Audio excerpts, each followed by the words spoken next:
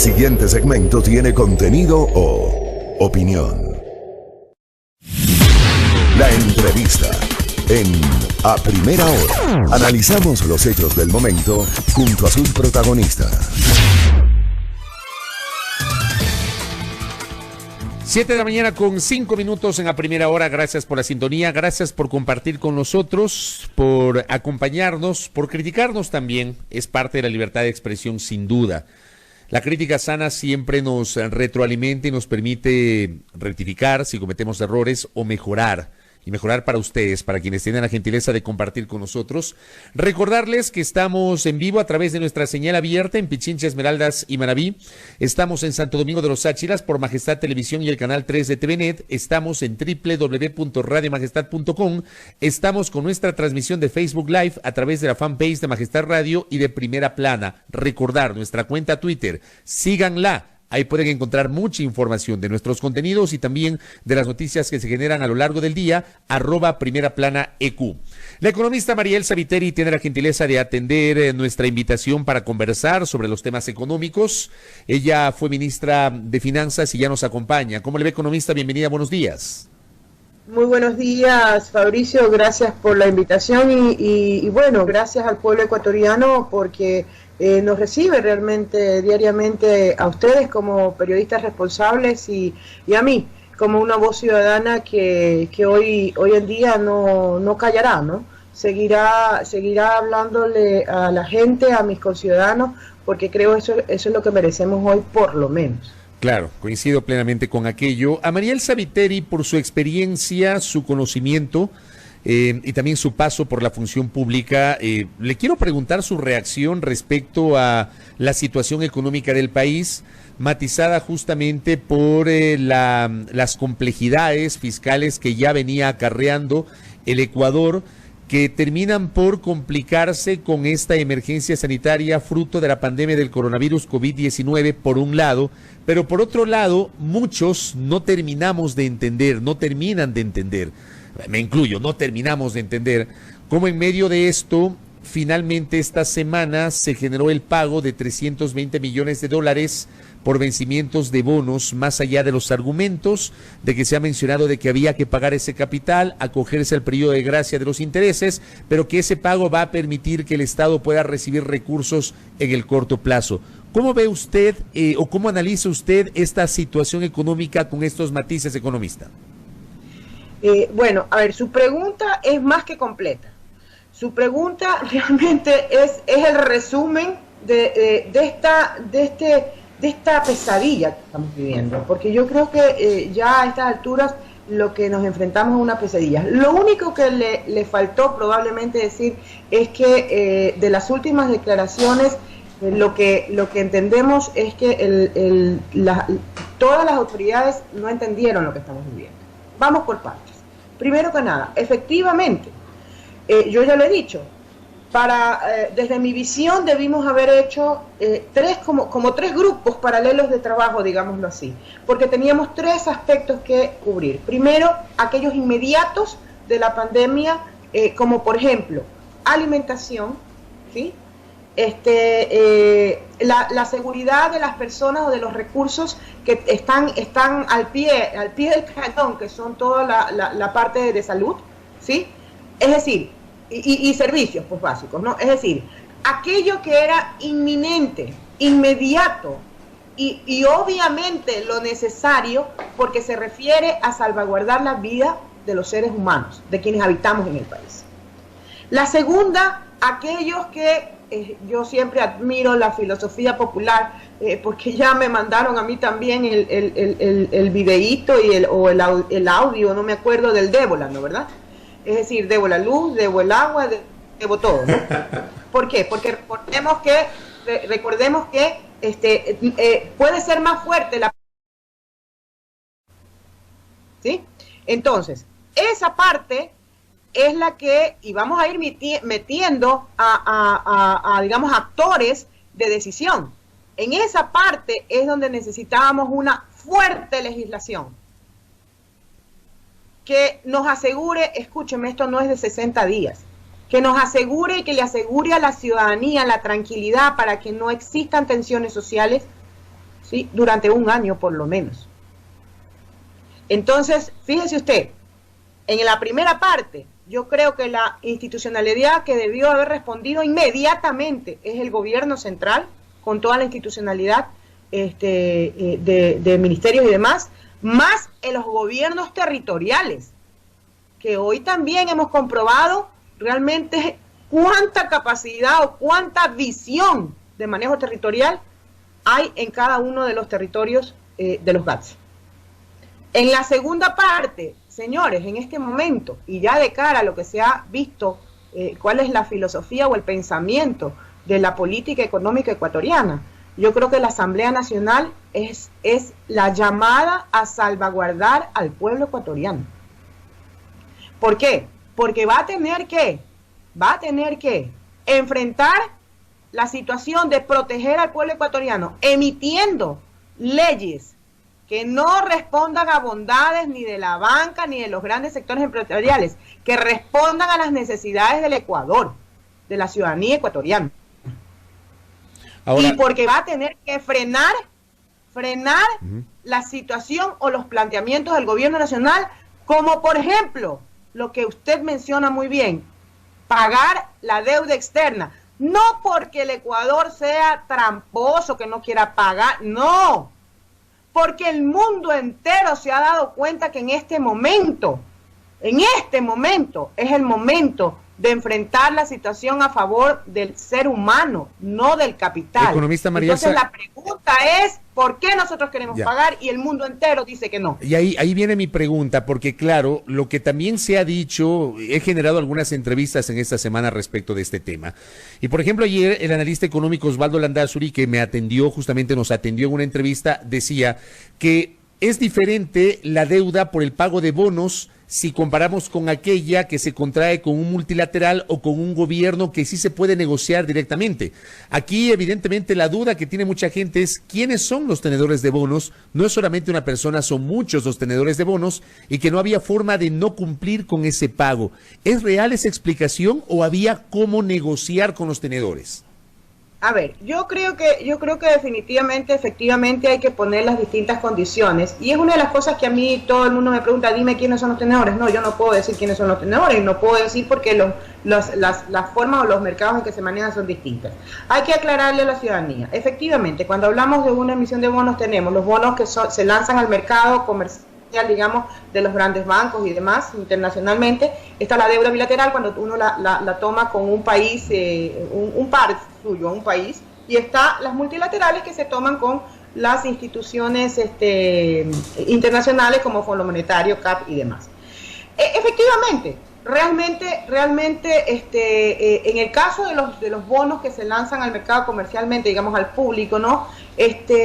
La forma es que no sabemos exactamente a quién llamar para decirle no puedo o no puedo pagar, pero eso es justamente ahí es donde entra mi comentario de decirle que no entendieron nada. El sistema financiero no entendió nada, no entendió que las cosas cambiaron, que se vinieron abajo todos los paradigmas con los que funcionan, que hoy por hoy tienen que entender que el coronavirus ha sido el único elemento que les ha dicho su sistema, su orden, su pensamiento, su visión, su filosofía, es el acabose para la humanidad.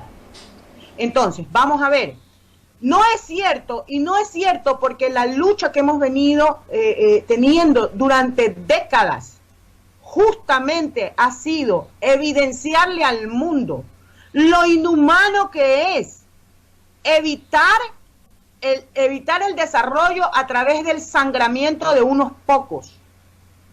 Entonces, escúcheme, el coronavirus lo que ha traído es que nos ha movido el piso a todos, porque la forma, la visión con que están planteadas las cosas se ha desbaratado y ha dicho no está bien. Entonces, claro, si los analistas, el gobierno nacional, el mundo entero no se da cuenta de que tiene que cambiar ese orden internacional, obviamente no vamos a salir del problema. Se puede decir no pago de la deuda y se puede decir simple y llanamente porque en este momento estamos viviendo una emergencia no nacional, mundial. En este momento el sistema financiero, toda esa composición se tiene que dar cuenta que no podemos arriesgar la vida de los seres humanos en función de la concentración rentista que siempre han tenido. Ahí quiero entender, economista, No se podía no pagar, economista, eso es lo que quiero entender. ¿Se podía no pagar los 320 millones? Es una decisión ética. Evidentemente, es una decisión ética, pero es una decisión ética que está respaldada por toda la racionalidad mundial, pues. Y si nos vamos a poner en este momento a pensar en cómo nos van a castigar, entonces veamos cuál era nuestra situación, pues. Escúcheme, el riesgo país en qué nivel estaba. ¿Usted cree que pagando eso va a mejorarse? Pero si ya en Ecuavisa mismo, discúlpeme que mencione porque, pero todo el mundo lo vio, pues. Claro. Intentaron validarlo con dos opiniones, una de las cuales el chico Villacrés, me parece me escribió por internet y me dijo: María Elsa, la entrevista que yo di fue más amplia, solamente pasaron un pedacito. Ah, bueno, mi consejo fue: pásela completa, porque quedó un muy mal sabor. Y eso se lo dije por Twitter, ¿no? Entonces, es que entiéndase, lo que en este momento estamos viviendo es la contrastación de lo que alguna vez yo dije. La peor corrupción que puede existir en un país es hacer legal lo ilegítimo. Estamos viviendo un enfrentamiento ético. Estamos viviendo, y que no me vengan con que estoy hablando de cargas ideológicas. Todos los planteamientos tienen cargas ideológicas. Y lo que hay que entender es que la visión que hemos venido viviendo, la visión que nos han planteado en estos 3 últimos años para el Ecuador, ha sido una carga ideológica en la cual las decisiones de política económica son concentradoras en un solo círculo pequeñito. Y la carga ideológica que estamos proponiendo algunos es ser éticos y responsables con el ser humano. Economista Viteri, le pregunto, porque claro, el argumento fue, lo mencionó el presidente de la República, lo mencionó el ministro de Economía y Finanzas, lo mencionó el jefe del gabinete, el secretario general del gabinete, Juan Sebastián Roldán, los tres lo dijeron palabras más, palabras menos, que había que pagar esos 320 millones porque así se generaba una demostración de buena fe por parte del Estado ecuatoriano para que los multilaterales nos presten 2.000 millones de dólares. Públicamente yo esta semana hice la pregunta en el sentido de que, a ver, ¿cuándo van a llegar esos 2.000 millones de dólares? ¿Cuánto nos va a dar cada organismo multilateral? ¿Van a servir para esta crisis? ¿Se van a demorar? O sea, son preguntas sobre las cuales yo no he encontrado una respuesta suficientemente contundente. Pero le pregunto, ese argumento de que pagando 320 generamos certidumbre y nos van a prestar 2.000 millones de dólares, ¿es un argumento válido o no? Es un argumento válido en el momento en que funcionaba el esquema o la filosofía antes de una crisis y una emergencia como la que tenemos. Era justamente el esquema lógico con que nos han tenido atrapados siempre, para siempre privilegiar la deuda externa, pues. Lo que no se tiene, y por eso es que le digo, no se entiende nada de lo que está pasando, ¿sí? Lo que no se entiende es que hoy no estamos en esa misma situación en donde en función del poder nos han impuesto una lógica en donde privilegia justamente ese tipo de situaciones, pues, ese tipo de falacias, ¿sí? Hoy esa lógica se rompió.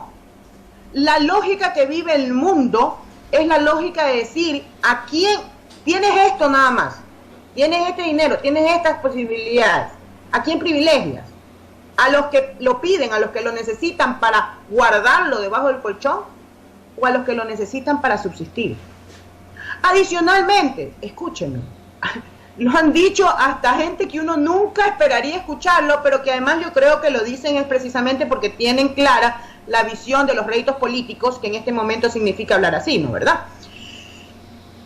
Tenemos clarísimo que adicionalmente, escúcheme, el mundo entero, todos los países se dan cuenta de que esa lógica en este momento no funciona, que no es correcto, que no va a tener ningún rédito de esa manera, y resulta que el Ecuador está desesperado por pagarlo.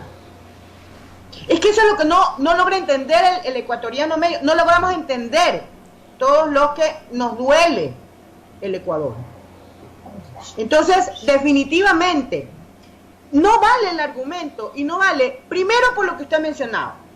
El problema es que desde el 10 de marzo se nos habló de una cantidad de renegociaciones y hasta la fecha vemos un detalle, una línea, un indicio, un nombre, un apellido, una institución que nos garantice que la palabra se va a cumplir. O sea, lo que nos ha dicho el gobierno es que está en un proceso de renegociación, pero no ha sido explícito en señalarnos con quiénes se está renegociando y cuál es el alcance de esa renegociación y si ya lograron éxito en alguna renegociación. Todavía no sabemos eso. Exactamente. Entonces, lo primero, no tenemos ningún vicio. ¿Y cuál es el problema? El problema es que si usted contrasta contra lo que ha sido hasta el momento y lo que ha sido el manejo en sí mismo de esta emergencia, entonces dígame usted, ¿cómo le vamos a echar la culpa al pueblo ecuatoriano de no creer? ¿Se da cuenta? Claro. Entonces, eso por un lado. Y por otro, primero no solamente porque no se nos dice, y por otro lado, porque del lado contrario, inclusive hay cifras que supuestamente se han hecho que se va a necesitar la plata, resultaría que esa cifra representa más del 50% de lo que supuestamente va a necesitar el pueblo ecuatoriano para recuperarse. Entonces, claro, yo no creo en esos cálculos, porque son cálculos que vienen de pensamientos en donde creen que tomar un pan con una taza de té es estar bien alimentado, pues, ¿no? ¿Usted cómo analiza, economista Mariel Sabiteri, las medidas económicas de contingencia que han sido presentadas por el presidente? Para mucha gente son insuficientes, me refiero, por ejemplo, a esta flexibilidad para el pago de los impuestos o el cumplimiento de los aportes al Seguro Social por parte de los afiliados voluntarios o aquellos que no tienen relación de dependencia, o la flexibilidad para los deudores del Banco del IES respecto de sus préstamos hipotecarios, hidrografarios, prendarios, o el tema de la economía popular y solidaria a través de la CONAFITS. Pero ¿cómo mira usted estas medidas? ¿Considera que son las adecuadas, van en la línea correcta, o terminan siendo insuficientes frente a la magnitud de la situación en la cual, según la versión que dio hace un par de días el ministro de la Producción, Iván Ontaneda, el 70% del aparato productivo está paralizado y el sector comercial ha perdido en estas 2 semanas más de 350 millones de dólares? Eso ha dicho el ministro Ontaneda. ¿Cómo ve usted este panorama, economista? A ver, yo creo que primero me parece que los análisis son muy ligeros. Fíjese usted que la tendencia es decir cuánto ha perdido el sector productivo. Es decir, estamos calculando solamente desde la perspectiva de las ganancias. Yo creo que ahí comienza a ser necesario ese cambio del chip, de diferenciar qué es lo que realmente tenemos que medir. Lo que deberíamos de medir no es cuánto han dejado de ganar los empresarios. Lo que deberíamos de medir es cuánto el Ecuador ha perdido en términos de las necesidades, porque en esta situación es una situación en donde no deberíamos ni siquiera de pensar en generación de utilidades, deberíamos de pensar en generar la situación de autosostenimiento. Las medidas en sí, yo no digo que no vayan a apoyar, pero primero, me parece desde la perspectiva de la responsabilidad del gobierno que no han abordado todos los sectores que deberían abordarse. Aquí no se trata, insisto, de hablar con el sector bancario, de hablar con las grandes empresas, no se trata de hablar, se trata de acuerdo a un análisis, pero un análisis verdadero, un análisis efectivo, establecer cuáles son las medidas que va a necesitar la ciudadanía, y no es pedir la bondad de los integrantes, hay que determinar y dar las órdenes para que realmente se cumplan. Entonces vamos a ver, en el caso de los supuestos aportes, de los bancos para paliar el tema de los créditos y demás. Es que no puede ser que sean selectivos y elijan a unos ecuatorianos sí y a otros no, por ejemplo. ¿Se da cuenta? Sí. Es que siguen con la idea de beneficencia y asistencialismo. No entienden lo que son derechos. Entonces resulta que en este momento vamos a paliar, por ejemplo, lo que ha ocurrido a partir de la pandemia coronavirus, pero no se compadecen de aquel que viene padeciendo la pandemia pobreza y que ahora suma la pandemia coronavirus.